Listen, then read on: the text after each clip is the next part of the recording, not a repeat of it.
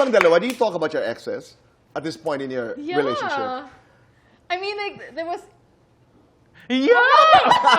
I'm not sure kasi I'm allowed to, pero to share, hindi ko siya i-bring up, Tito Boy, unless ang nanggaling ng question or parang gustong magtanong is si Jules. Hindi, saka may tamang oras. Yeah. Mararamdaman mo yun. Yes, eh. yes. No? Pero hindi siya yung parang out of nowhere na parang nag-reminisce. Ganun na lang. Kasi syempre, for me, baka Tama. hindi ka super in love sa Tama. partner mo.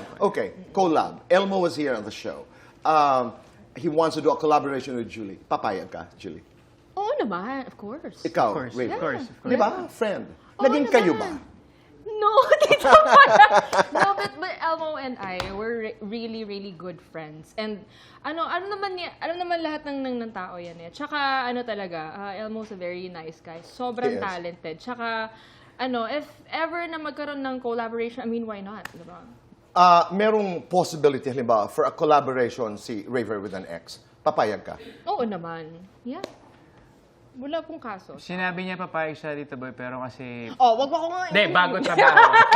Bago trabaho, isipin ko muna kung nasa lagay ako ng girlfriend ko. Tama. So, kahit di na lang siguro. No, sensitibo. Oo, sensitivo. May nais sabihin si Julie. Hindi. Sasabihin mo sa pinapayagan ka na nga Hindi, eh. for what it's worth naman talaga, wala Right. po talagang problem sa akin. Because, parang wala na kasi kami sa Tama. phase na ganun eh. To I question totally each agree. other's, loyalty. Ako kasi nandun ako sa, baka pag-uwayan pa yan eh. Pero hindi. kung papahintulutan ng partner mo, bakit hindi? Okay naman. Pareho naman kayo. You make a point.